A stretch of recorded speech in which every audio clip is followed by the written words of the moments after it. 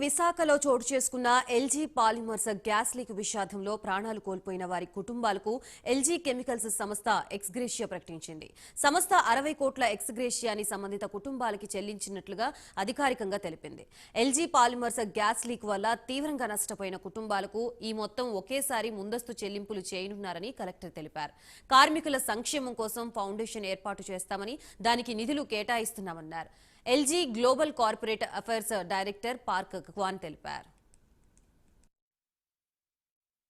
Polymers సంబంధించిన group company LG కెమ్ ఏదైతే కొరియా నుంచి ఉన్నారో వాళ్ళ చైర్మన్ కూడా మన రాష్ట్రానికి వచ్చినప్పుడు మన ముఖ్యమంత్రి చంద్రబాబు నాయుడు గారిని కలిసి చంద్రబాబు నాయుడు గారితో మాట్లాడిన తర్వాత ఇక్కడ మన సమాజంలో మనం ఏదో ఒకటి చేద్దాము ఎల్జీ పాలిమర్స్ తరపు నుంచి ఇందాక కలెక్టర్ గారు అన్నట్టు 120 కోట్లు మేము ఇక్కడ ఈ ప్రాంత అభివృద్ధి కోసం ప్రత్యేకంగా ఈ గ్యాస్ లీక్ వల్ల ఎవరైతే ప్రభావితం అయ్యారో మేము 2 విడతల్లో ఫస్ట్ విడత 60 కోట్లు అనేది వెంటనే ఒక డిస్బర్స్మెంట్ రూపంలో చేద్దామని ఎక్స్గ్రేషియా రూపంలో, మిగతా 60 కోట్లతో ఒక ఫౌండేషన్ ఎస్టాబ్లిష్ చేసి ఇక్కడ దానివల్ల ఇబ్బందులు ఎవరైతే ఫేస్ చేశారో వాళ్ళ కుటుంబాలకి ఆరోగ్య సమస్యల కోసం, విద్యా అవకాశాల కోసం, ఉద్యోగ అవకాశాల కోసం రకరకాల ఆలోచనలు ఆ ప్రాంత అభివృద్ధి కోసం ప్రత్యేకంగా గ్యాస్ లీక్ వల్ల ప్రభావితమైన కుటుంబాల కోసం చేద్దామనే ఉద్దేశంతో ఈ 2వ విడత కూడా వాళ్ళు అనౌన్స్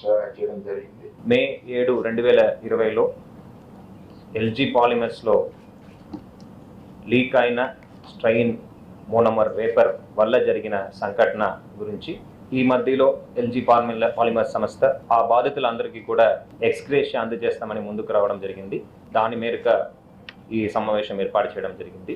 గతంలో ప్రభుత్వం ఇచ్చిన సాయంతో పాటు అదనంగా ఈ సాయం అనేది వాళ్ళు అందజేయడం జరిగింది.